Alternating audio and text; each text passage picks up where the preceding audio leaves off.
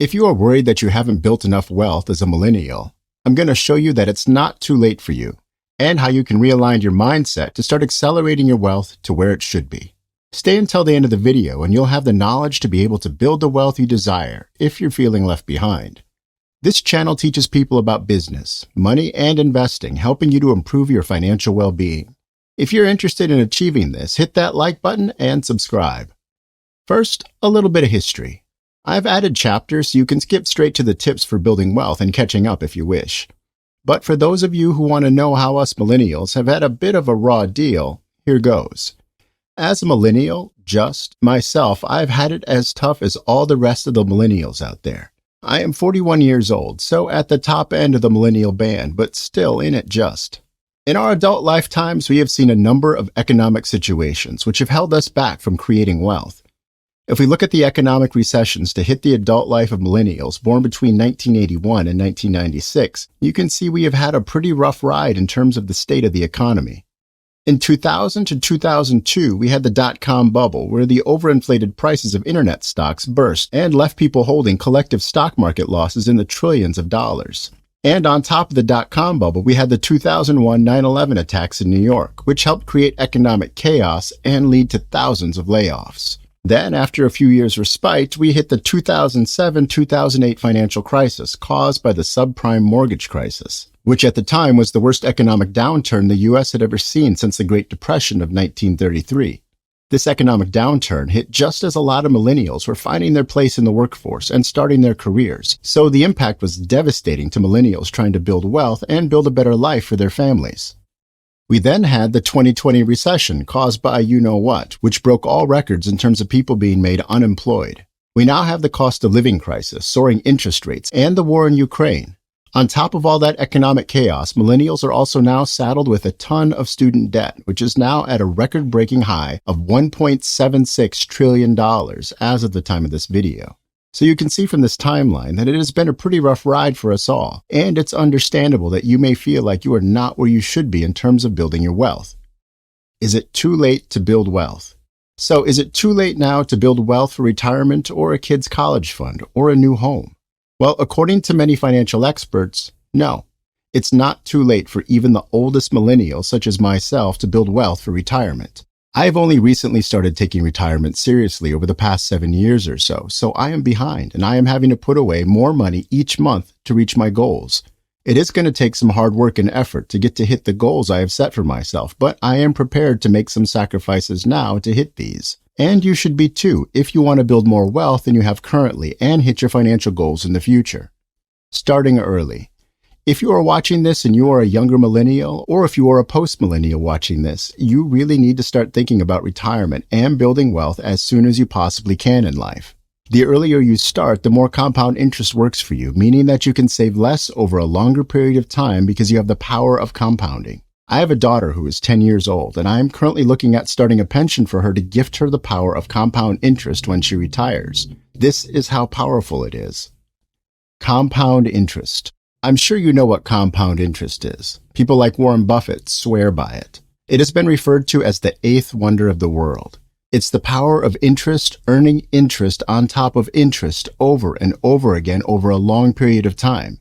Here's an example of how compound interest works based on 7% annual return compounding daily. Example 1. You save $10,000 a year for 10 years, then nothing for 30 years. Total principal saved $100,000. Example 2. You save $2,500 a year for 40 years. Total principal saved $100,000. Example 3. You save $5,000 a year for 40 years. Total principal saved $200,000. Which do you think will net you the most money over a 40-year period? If you said example 1, you would be correct. This would net you $1,182,470.57 over 40 years. In example 2, this would net you $551,542.64. In example 3, this would net you $1,103,085.27. So you can see by saving early and then not contributing any more can make you a lot more money than regularly saving amounts over a long period. So get your cash invested early and just watch it grow. Before we continue, if you're finding value in this video, I have a weekly newsletter which covers money and business tips. I send one email a week to your inbox full of actionable tips. If you're interested, the link is in the description below. Let's continue. So what can you do now if you're in a situation where you feel that you are behind on your wealth building for your age? Well, let me tell you that no matter where you are on your wealth building journey, you will always feel like you are behind. And the truth is, while you are behind some people, you are also in front of many other people. You need to just accept where you are at this moment in time and make a plan for how you can change it. There isn't a great deal of point dwelling or wishing you had started earlier. The fact is you didn't, and what matters now is what you do to move forward and try to make up for lost time. That's why I'm here to help. They say the best time to plant a tree was 10 years ago, but the second best time is right now. That means it's never too late to get started with anything in life, especially trying to build some wealth for whatever reason, to put your kids through college or university, or saving for retirement, or even buying your first home. So how do you get started building wealth? You do a financial audit on yourself. What you need to do is take stock of where you are financially at this very moment in time. You need to do this step to take stock of where you are financially at this very moment in time. You need to do this step to truly understand where you are starting financially. Take note of all your assets, your debts, and your savings, and this will help you determine your current net worth. This will allow you to determine what needs to be done to reach the goals which you have set for yourself. I would highly recommend getting a good financial advisor who will be able to help you out with all your goals and help you work towards them with sorts of clever software which can project where you will be in the future and let you know if you are on target to hit your goals. One thing to check, which you may not have been aware of, is if you are automatically enrolled into a 401k plan in the US or an employer pension plan in the UK. Many millennials were auto-enrolled into these workplace pension plans and may have been contributing to them for years without really knowing it. So check with your employer if you have a workplace pension, and you may already be sitting on a reasonable pension or 401k pot, which will be an excellent start for your retirement. Once you have all this data, you can then look at what retirement is going to look like for you projecting forward. If you have more than you thought in your pension pot, then you may be in a better position than you thought. But if you have less, then you may need to tweak your expectations for retirement. What if I fall short? If you're going to fall short of your retirement goals, then there are some options for you. If you currently own a 4-bedroom house, for example, because you have a couple of kids, well, in retirement, you aren't going to need that space. You can downsize your home and take the equity from your house to fund your retirement.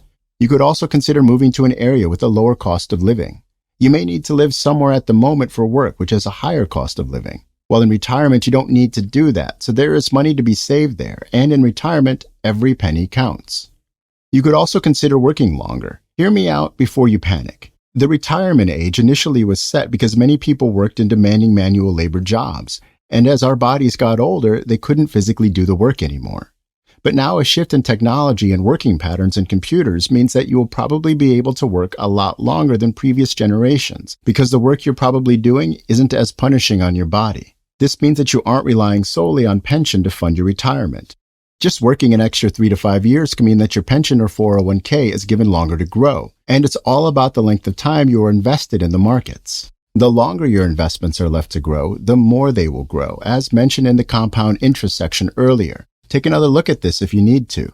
So consider working a bit longer than you originally planned if you feel you are a bit behind on your wealth building, and this may allow you to catch up.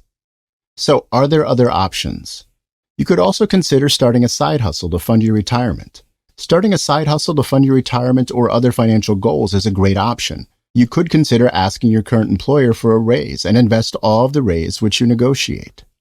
This may make you feel a bit uncomfortable, but it's worth it, as $5,000 properly invested over the next 30 years could be worth $1.4 million. One of the best ways to increase your rate of pay is to change your job fully. Look for a job in the same industry with a better salary and then carry on living on your old wage and save whatever raise you get. Or if you can't change your job or get a raise, consider cutting back on areas of your life where you can. Unused subscriptions, takeaways, visits to bars and restaurants, or even selling items around the home that you don't use in order to raise some cash. Then use this cash and start investing it right away to catch up on the time you have missed out on when you should have been saving. All that said, one thing you can't do is bury your head in the sand. You need to start your wealth building journey as early as possible in life, and that may mean foregoing some impulse purchases and missing out on the partying every weekend. One of the biggest things holding millennials back from building wealth is lifestyle inflation. Lifestyle inflation means every time you get a pay raise or earn additional income, you buy a bigger house or a better car or go on more extravagant holidays. The key is to live a modest life, and every time you get a pay raise, give yourself a small pay raise and invest the rest. If you keep doing this, then you will build a great pot of wealth ready for your retirement or a new home or putting the kids through college or university, whatever your plans are. Watch this playlist next. Please leave a like and subscribe if you got value. If you have any questions, drop them in the comments below and I'll see you in the next video. Thanks for watching.